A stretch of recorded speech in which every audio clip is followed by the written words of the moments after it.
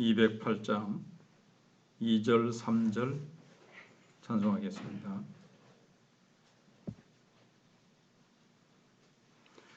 내 주의 교회는 천성과 같아서 눈동자같이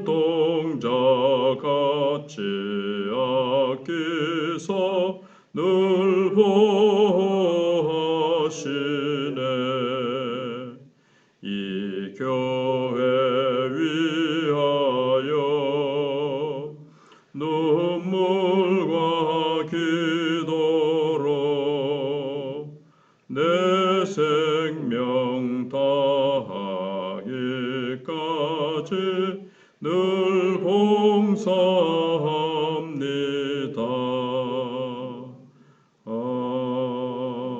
아멘.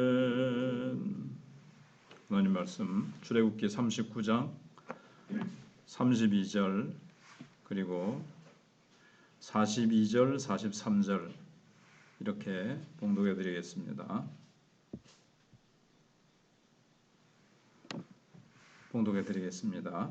이스라엘 자손이 이와 같이 성막 곧 회막의 모든 역사를 마치되 여호와께서 모세에게 명령하신 대로 다 행하고 여호와께서 모세에게 그다음에 42절 여호와께서 모세에게 명령하신 대로 이스라엘 자손이 모든 역사를 마치매 모세가 그 마친 모든 것을 본즉 여호와께서 명령하신 대로 되었으므로 모세가 그들에게 축복하였더라. 아멘. 어제 하나님께서 이렇게 성전을 만드신 이유는 우리를 거룩하게 하기 위해서 만드셨다고 말씀을 드렸습니다. 구약의 이 눈에 보이는 이 성막이나 성전은 이제 신약 시대 때 성령의 공동체를 이렇게 보여주는 것입니다.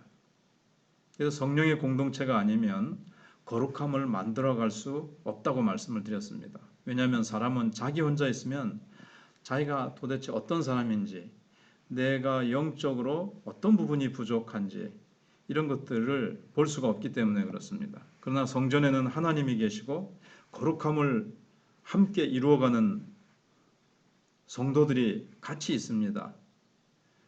그러나 모두가 다 아직은 완성된 사람들은 아닙니다. 함께 거룩함을 이루어가도록 이 성전을 주셨습니다. 서로 상합하고 연락하고 서로 흘려보내주고 서로 섬기고 서로 세워주면서 성전이 이제 세워져 간다. 지금도 그렇게 세워져 간다라고 에베소서 2장에 나타나 있습니다. 그리고 성전의 재료들을 보시면 구약의 이제 회막이죠. 또는 성전에 안으로 들어갈수록 점점 더 화려한 것으로 되어 있습니다. 겉은 놋을 씁니다. 성소는 또 은이 많이 쓰이고 또 그 안으로 들어갈수록 이제 금이 점점 더 많이 쓰입니다.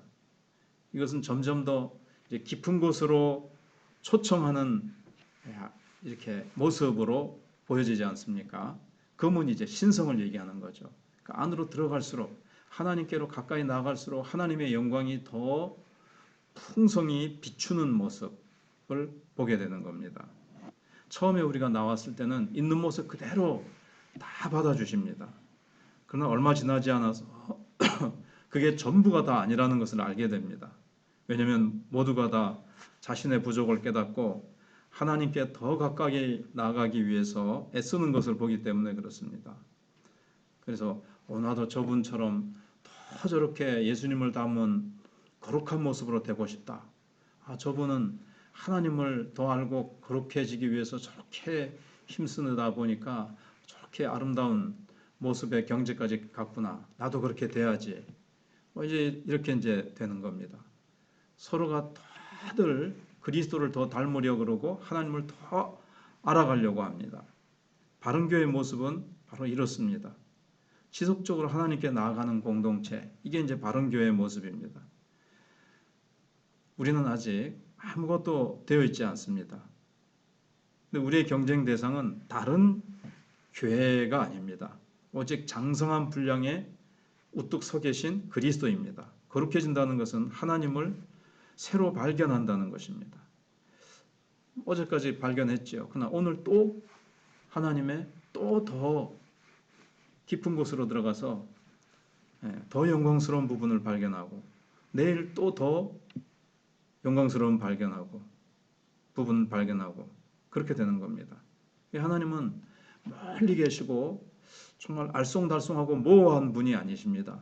하나님은 아주 우리가 성경을 보고 우리가 주님과 믿음으로 동행해 보면 구체적인 분이시고 너무나도 가까이 계시고 항상 나와 함께 계시는 분이라는 것을 우리가 임재 속에 또 삶 속에서 비록 육신의 눈에는 보이지 않지만 우리가 믿음으로 삶의 체험 속에서 우리가 느끼며 함께 하신다는 것을 우리가 체험하며 살아갑니다. 그래서 우리가 거룩함을 이루어갈 수 있는 근거가 어디 있는가 하면 하나님께서 항상 우리와 함께 계시기 때문입니다. 예수님께서 십자가를 앞에 두고 이렇게 말씀하셨죠. 너희가 다 각각 제 곳으로 흩어지고 나를 혼자 두겠지만 내가 혼자 있는 것이 아니라 아버지께서 나와 함께 하시느니라. 이렇게 요한복음 16장 32절에서 말씀하셨습니다. 우리 믿는 자들도 혼자 있지 않습니다. 하나님께서 항상 우리와 함께 하십니다. 그리스도가 내 안에 살아계시고 성령이 나와 영원히 함께 하신다 그랬습니다. 그래서 이 죄악된 세상에서 우리의 거룩함을 이루어가도록 하나님이 보호하시고 인도하시고 우리를 그렇게 이끌어 가시는 거죠. 우리가 이 더럽고 추악한 세상에서 거룩해져야 됩니다. 세상은 점점 더 악해져 가겠지만 우리는 더욱더 거룩해져 가야 됩니다. 그래서 요한계시록 끝부분에 보시면 악한 자는 더욱 악해져 가고 거룩한 자는 더욱더 거룩해져 가야 된다. 거룩해져 간다 그랬습니다. 뉴스를 보면 세상은 점점 더 죄의 수위가 더 높아져 가죠. 그럴 때 우리 성도들은 같이 동화되는 것이 아니라 우리는 더 거룩해져 가야 됩니다. 그런데 오늘 많은 성도들이 목표가 없는 사람들 같습니다. 예수 믿으면 그걸로 모든 것이 끝났다라고 생각하고 있는 그런 성도들이 많다는 거죠. 이것은 사탄의 무서운 속임수입니다. 예수 믿는 사람은 예수 믿고 나서 그때부터 거룩함을 이루어가는 일을 해야 됩니다. 여러분 출생이 끝입니까? 출생은 시작일 뿐이죠. 예수 믿었으면 그것이 사실은 시작입니다. 우리가 이 세상에서 사는 목적이 무엇입니까? 더럽고 추악한 이 세상 가운데서 거룩하게 보존되고 오히려 더 거룩해지는 겁니다. 이것이 사실은 성공이죠. 세상적으로 성공하는 것이 아니라 하나님 보시기에 우리가 점점 죄와 멀어지고 하나님과 가까워지면서 하나님을 닮아가는 것. 이게 이제 신앙의 성공입니다. 이것이 하나님의 능력이고 주권적인 붙드심입니다. 우리의 노력으로만 되는 것이 아니고 하나님의 주권적인 붙드심으로 또 하나님의 능력으로 나를 죄 속에서 또 세상 속에서도 붙들어 주시기 때문에 가능하다는 거죠. 내 속에 밖으로도 죄악이 있지만 내 속에도 아직도 잔존하는 남아있는 죄성이 있음에도 불구하고 성령님께서 죄의 종력을 따라 살지 못하도록 성령님께서 나를 자꾸 성령의 욕구를 따라서 성령의 이끌림을 따라 살아가도록 자꾸 그렇게 하십니다. 말씀을 가까이 하게 하시고 또 그 말씀 속에서 하나님의 능력을 체험하게 하십니다. 그래서 이 세상의 사실 죄악도 엄청난 용광로와 같은 그런 겁니다. 이 안에서 우리는 죄로 염색되거나 죄로 녹아질 수밖에 없습니다. 그런데 사람들마다 이런 말을 합니다. 도저히 신앙을 이 세상에서 지킬 자신이 없다. 이게 정상적이고 바로 본 겁니다. 그러나 하나님의 사람들은 신비하게도 이 죄의 용광로에서 녹지 않고 염색되지 않습니다. 견뎌냅니다. 성령의 함께 하심이기 때문에 그런 거죠. 하나님이 우리를 붙드시고 함께 하시기 때문에 그렇습니다. 말씀으로 성령으로 우리를 다 이렇게 코팅하듯이 그 오리가 물 위에 있지만 물에 젖지는 않지 않습니까?